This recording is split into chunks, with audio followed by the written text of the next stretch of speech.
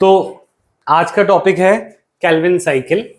Calvin cycle में हम ये जानते हैं कि हमने एटीपी और एनएडीपीएच जो हमने यूज किया था, दो चीजें यूज करी, एक प्रोड्यूस करी थी। एक था एटीपी और एक था एनएडीपीएच, एडिनोसाइन ट्राइफॉस्फेट और निकोटीनामाइड एडिनोसाइन डाइन्यूक्लियोटाइड फॉस्फेट, है ना। तो एटीपी और एनएडीपीएच, इन दोनों का क्या यूज है और इनसे हम अपना मॉलिक्यूल बनाएंगे ग्लूकोज, वो हमें जानना था। एटीपी का यूज हमें पहले से पता है, it is the energy currency. जहां पे भी एनर्जी यूज होगी वहां पे एटीपी का इस्तेमाल होगा।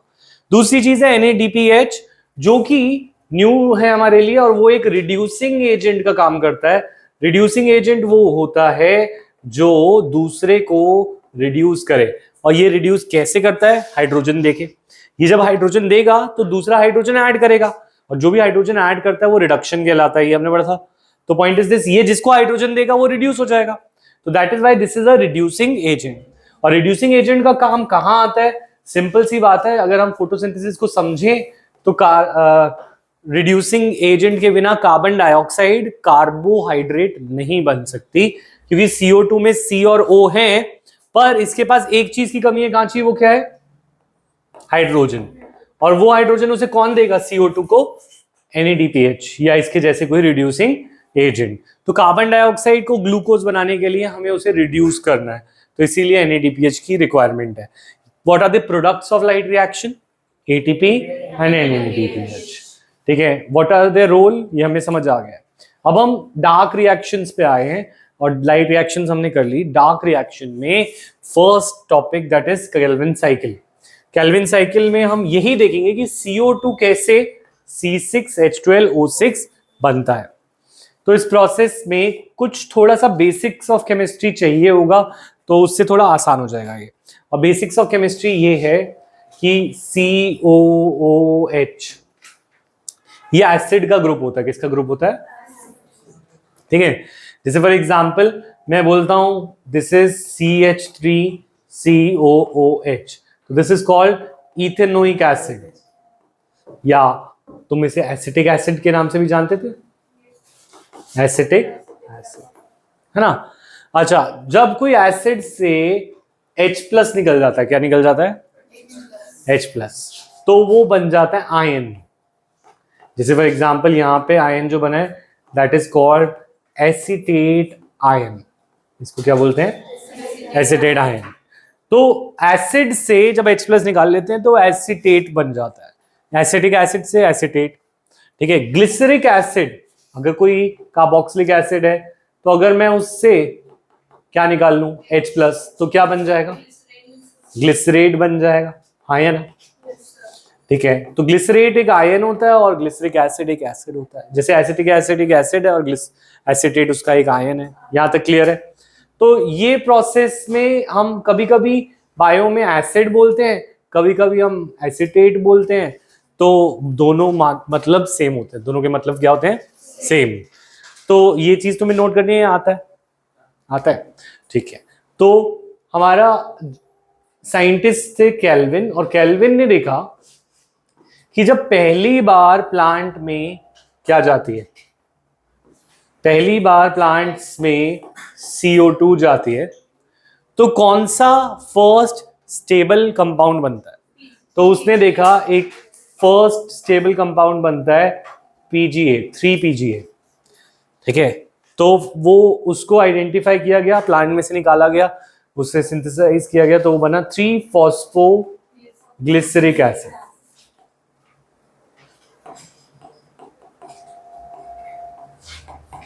तो बना 3-फॉस्फोग्लिसरिक एसिड। बहुत ही सिंपल सा स्ट्रक्चर है, तुम अगर इसको बनाकर याद करना चाहो केमिस्ट्री की तरह तो भी तुम कर सकते हो। देखो,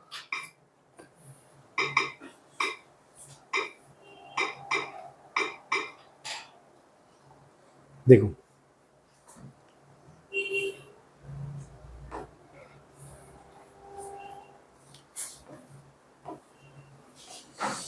ये देखने में डरावना लग रहा है, पर अगर तुम इसको सिंपल टर्म में समझो, ये ग्लिसरिक एसिड पे फॉस्फेट ग्रुप लगा है। सिंपल कोई भी नहीं बनाया है यहाँ पे।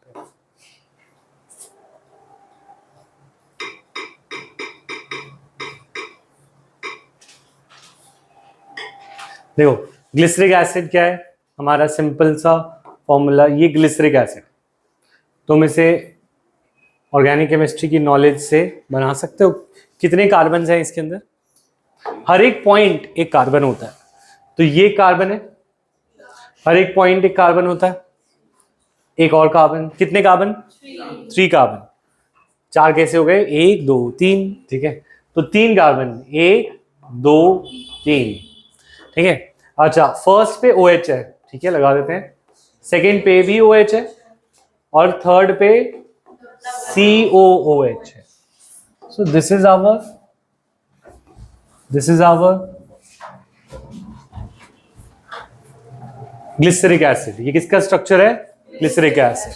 जो एसिड वाला पार्ट है दैट इज कार्बन नंबर 1 2 3, ठीक है। अगर मैं थर्ड पोजीशन पे एक फॉस्फेट ग्रुप लगा दूं, फॉस्फेट ग्रुप होता है PO4, क्या लगा दूं, तो इसका नाम हो जाएगा 3-फॉस्फोग्लिसरिक एसिड। इसका नाम क्या हो जाएगा, 3-फॉस्फोग्लिसरिक एसिड। समझ आ रहा है, ठीक है। हाँ बोलो, कौन सा, ये H पूरे करने के लिए लगाते हैं, ये वाला H हमेशा पूरा करने के लिए लगाते हैं। जितने कार्बन के हमेशा 4 बॉन्ड होते हैं, तो अगर हमारे पास 2 वैलेंसीज या 3 वैलेंसी यूज हो रही है तो एक हम एक्स्ट्रा H लगाते जाते हैं जब तक कार्बन की वैलेंसी पूरी ना हो। तो ये है 3-फॉस्फोग्लिसरिक एसिड। क्या बायो में इसका स्ट्रक्चर जरूरी है, नहीं, याद ही नहीं करना वैसे स्ट्रक्चर, पर स्ट्रक्चर की हेल्प से हम समझ ज्यादा पाते हैं। तो बना लो, इसे बना लिया सबने। हाँ प्रोपेनोइक एसिड होना चाहिए, पर ये इसका कॉमन नेम है।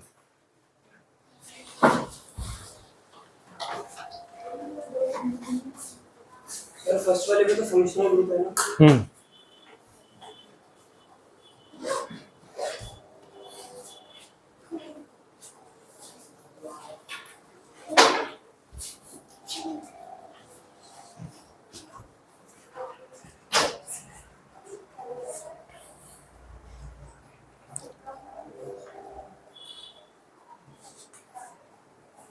नोट कर लिया, ठीक है।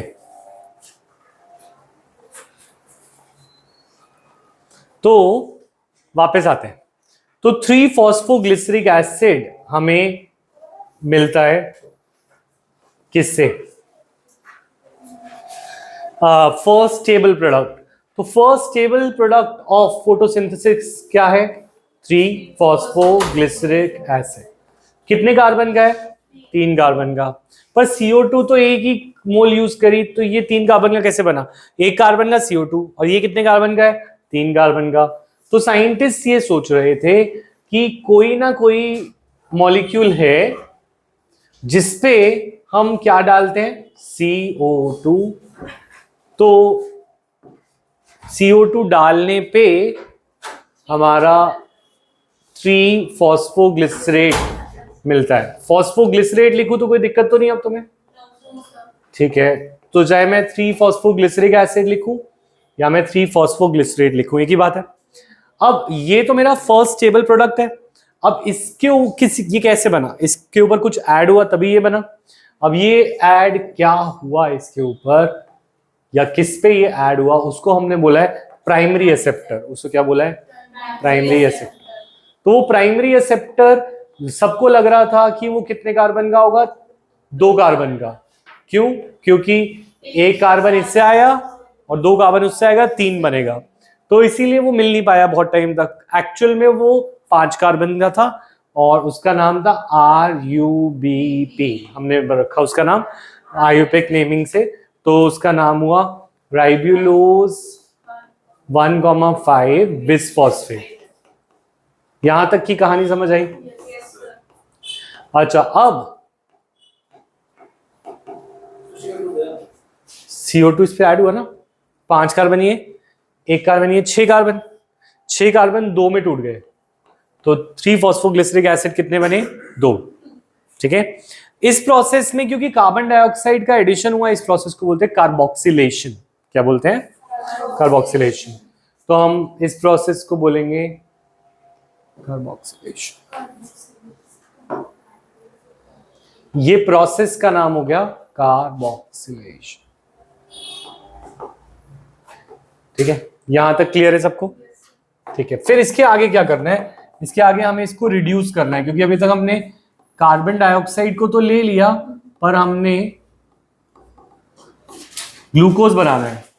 तो ग्लूकोज बनाने के लिए हम काम करेंगे, हम इसको रिड्यूस करेंगे।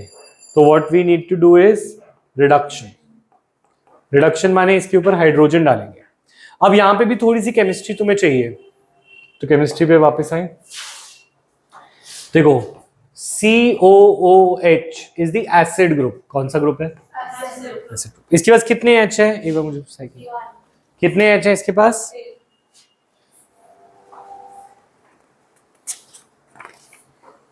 ठीक है, इसके पास है एक H है। एक और ग्रुप होता है CHO, है ना, इसे बोलते हैं एल्डिहाइड। ठीक है, एल्डिहाइड और कीटोन्स दोनों सिमिलर होते हैं। ठीक है, तो पॉइंट इज दिस, तो मुझे बताओ कौन सा ज्यादा ऑक्सीडाइज्ड है, एसिड या एल्डिहाइड? एसिड ज्यादा ऑक्सीडाइज्ड है। तो अगर मैं बोलूं एसिड रिड्यूस होगा तो किस में होगा? एल्डिहाइड में। क्योंकि अगर एसिड में ये इसके पास ऑक्सीजन ज्यादा है, इसके पास ऑक्सीजन कम है, किसी से ऑक्सीजन ले लेना इज रिडक्शन। अगर मैं किसी से ऑक्सीजन ले लूं तो वो रिडक्शन है कि नहीं? तो मैं COH में से एक H O निकाल लूं तो वो क्या हो जाएगा? रिड्यूस। तो हमारा ग्लिसरेट एक्चुअल में बन जाता है ग्लिसरल्डिहाइड। क्या बन जाता है? ग्लिसरेट बन जाता है ग्लिसरल्डिहाइड, क्योंकि हमने रिड्यूस करना था और रिड्यूस करने के लिए हमने ऑक्सीजन को निकाल लिया। अब जब ग्लिसरेट ग्लिसरल्डिहाइड बन गया, इस ग्लिसरल्डिहाइड का कॉमन नेम है ट्रायोस फॉस्फेट। क्या नाम है? क्योंकि उसके पास फॉस्फो था क्या? वो ग्लिसरेट था या 3-फॉस्फोग्लिसरेट था? तो अगर इसके पास फॉस्फो होगा या नहीं होगा? इसके पास भी फॉस्फो होगा। ठीक है, फॉस्फो ग्रुप इसके पास था तो इसके पास भी होगा। बस एसिड ग्रुप क्या बन जाएगा? एल्डिहाइड, और उसका नाम बदल जाएगा, उसका नाम हो गया ट्रायोस फॉस्फेट। ठीक है, ये रेस्पिरेशन में दोबारा आएगा। नहीं समझ आया? एसिड के पास 2 O है, इसके पास 1 O है। अगर किसी से O ले ले तो क्या होता है? ऑक्सीडेशन या रिडक्शन? रिडक्शन होता है ना। तो पॉइंट इज कि हमने ग्लिसरेट यानी एसिड को रिड्यूस करके एल्डिहाइड बना देना है। क्या बना देना है? एल्डिहाइड। और इसको हम बोलते हैं, इस एल्डिहाइड को ट्रायोस फॉस्फेट। रिडक्शन में हाइड्रोजन देते नहीं है? हाइड्रोजन दो या ऑक्सीजन लो? एक चीज। हाँ, कोई एक चीज। ठीक है, तो ये बात क्लियर है सबको? ठीक है, नेक्स्ट। तो हमने क्या बोला था, रिडक्शन में NADPH यूज होगा क्योंकि वो रिड्यूसिंग एजेंट है। तो हमारे पास NADPH पड़ा है, उसको यूज कर ले। NADPH ये रिड्यूस कैसे होगा? रिड्यूसिंग एजेंट को यूज करके। और रिड्यूसिंग एजेंट हमारा क्या था? NADPH। NADPH से हमें H लेना है। क्या लेना है? अगर मैं H ले लूं तो वो क्या बन जाएगा? NADP plus NADP। ठीक है, तो ये क्या बन जाएगा? NADP। अब इस प्रोसेस में हमने बोला था जहां जहां पे हमें एनर्जी की जरूरत पड़ेगी तो हम एनर्जी भी लेंगे, बोला था। तो हम ATP का भी इस्तेमाल करते हैं इस प्रोसेस में, और ATP बन जाता है ADP और PI। यानी कि इसके अंदर थे 2 ट्राइफॉस्फेट, 3 फॉस्फेट थे, और ADP में कितने फॉस्फेट है? 2। तो 3 से जब हम 2 कर देंगे तो 1 फॉस्फेट को निकलना पड़ेगा। तो ये ATP एनर्जी देता है और NADPH रिड्यूसिंग एजेंट का काम करता है। इस प्रोसेस में अब हमारा ट्रायोस फॉस्फेट बन चुका है।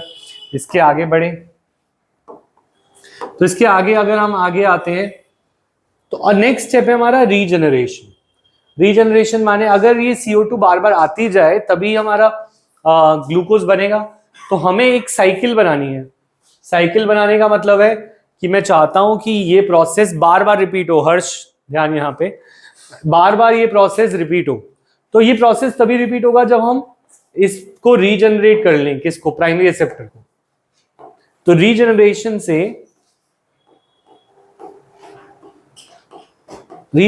से ट्रायोस फॉस्फेट वापस से RUBP बनता है। पर इसमें CO2 का क्या हुआ और ग्लूकोज कहाँ बना? हमारा मेन पर्पस क्या था? CO2 से ग्लूकोज बनाना। तो CO2 से ग्लूकोज बनाने के लिए एक एक कार्बन यहां से निकलता रहता है। किससे? ट्रायोस फॉस्फेट से। जो एक कार्बन ऐड हुआ था वो एक कार्बन यहां से निकल जाता है और वो ऐसी 6 बार चलती है साइकिल। ऐसी साइकिल कितनी बार चलेगी? 6 बार। तो 6 साइकिल्स में एक ग्लूकोज बनता है। 6 साइकिल से एक ग्लूकोज बनता है क्योंकि 6 कार्बन मिला के एक ग्लूकोज बनाते हैं।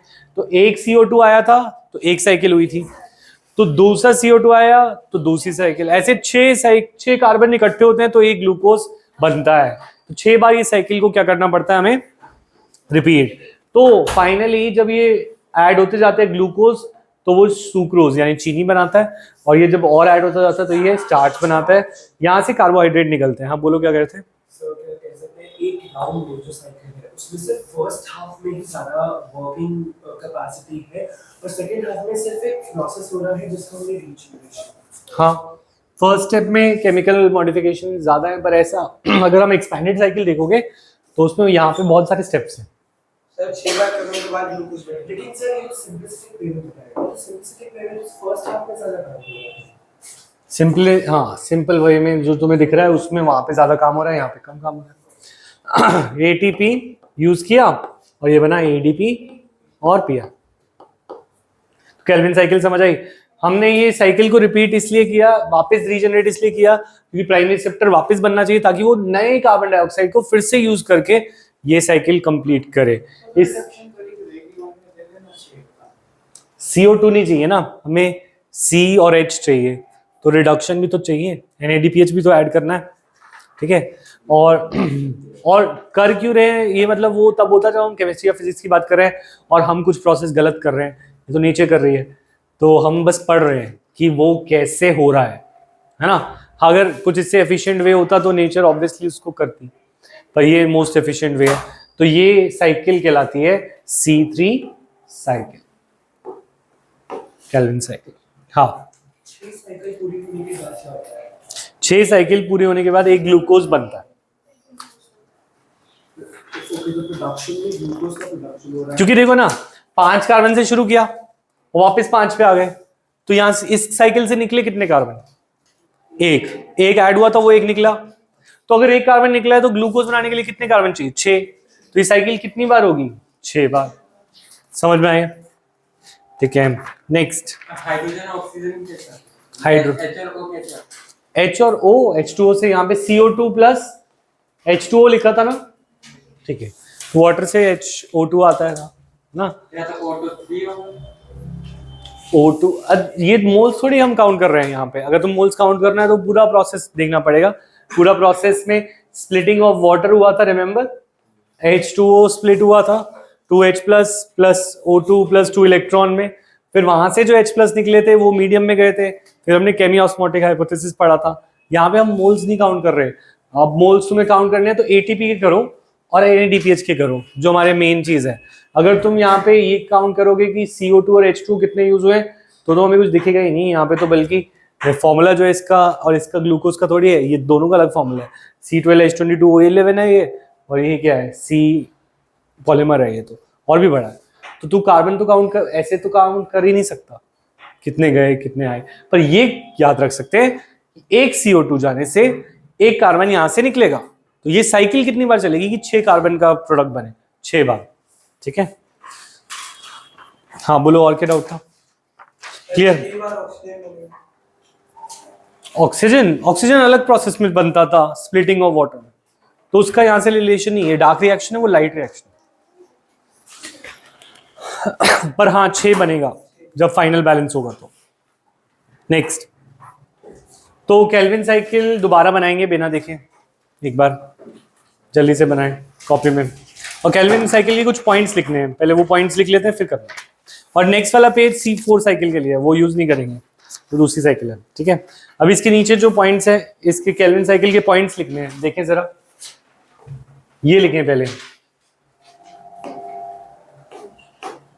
ये 3 पॉइंट्स लिखने हैं। सबसे पहला कार्बोक्सिलेशन। Carboxylation first step. ठीक है, थोड़ा सा अगर तुम्हें यूज करना पड़े तो नेक्स्ट पेज कर सकते हो। C4 छोटा है, C3 बड़ा है थोड़ा सा। कार्बोक्सिलेशन। तो steps in Calvin cycle is, first step is carboxylation, और इसके अंदर लिखेंगे it is the fixation of CO2 to form a stable organic intermediate. इसको हटा देते हैं, तो fixation of CO2 to form 3PGA, to form 3PGA। ठीक है, this reaction is catalysed by the enzyme. जो अंडरलाइन कर रहा हूं वही वाला लिखना है सर।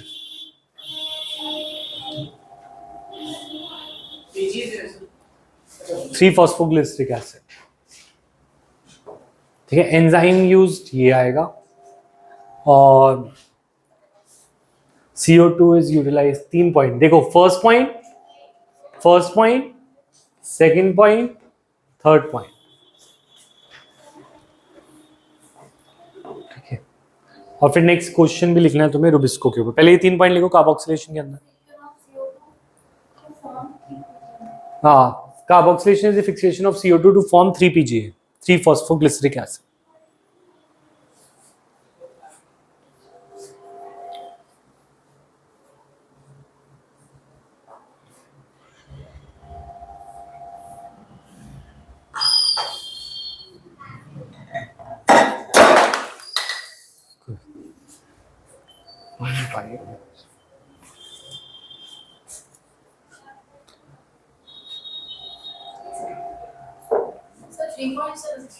हाँ, ये 3 पॉइंट लिख लिए।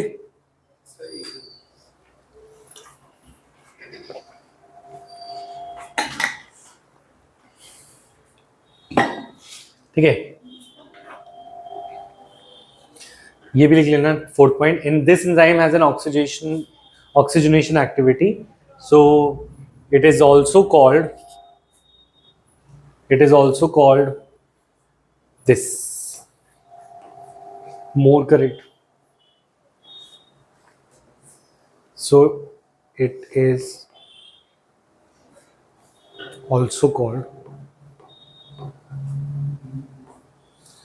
RUBP, carboxylase oxygenase, or Rubisco.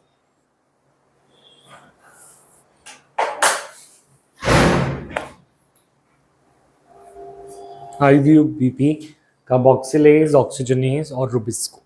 Noted?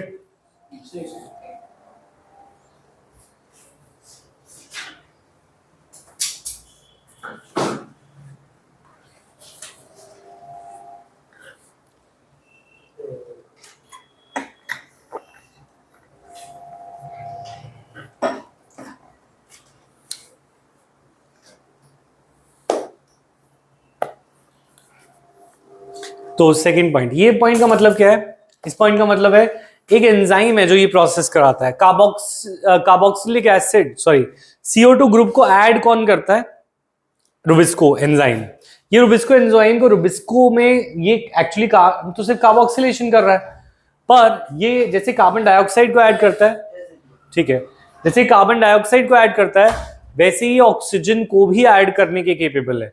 तो इसीलिए इसे बोलते हैं कार्बोक्सिलेज ऑक्सीजनेज और रुबिस्को, जिसमें इसके 2 एक्टिविटीज हैं। ना सिर्फ ये कार्बन डाइऑक्साइड को ऐड कर सकता है but also it can add oxygen. तो इसी का नाम इंपॉर्टेंट है रुबिस्को, याद रखेंगे। ठीक है, इसको बहुत इंपॉर्टेंस आगे भी बहुत काम आएगा। Next, so it would be more correct, it can also be called rubisco. Next step, reduction.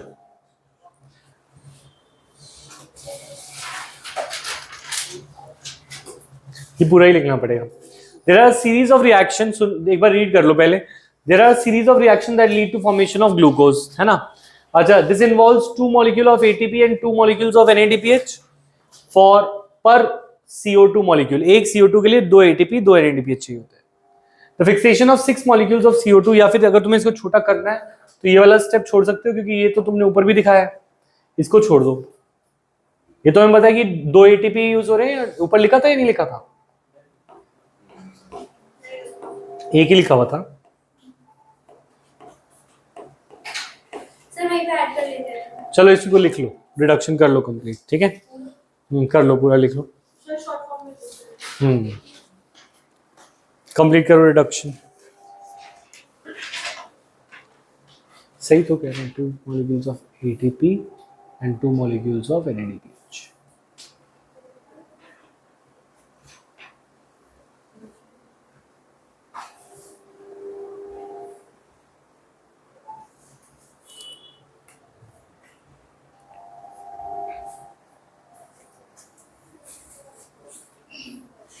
Next page भी यूज कर सकते हो थोड़ा, हाफ C4 छोटा ही है।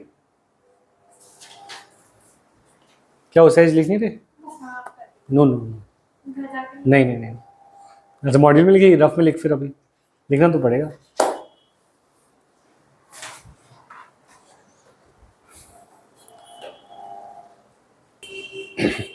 ठीक है, लास्ट स्टेप समझ लो फिर लिखना। Regeneration of CO2 acceptor is crucial. मतलब हम कह रहे हैं एक्सेप्टर कौन था? राइबोलोज 1,5 बिसफॉस्फेट, वो फिर से रीजनरेट होना चाहिए तभी साइकिल चलेगी, तो इस स्टेप्स को बोलते हैं रीजनरेशन। बस ये कंप्लीट कर ले फिर जाए।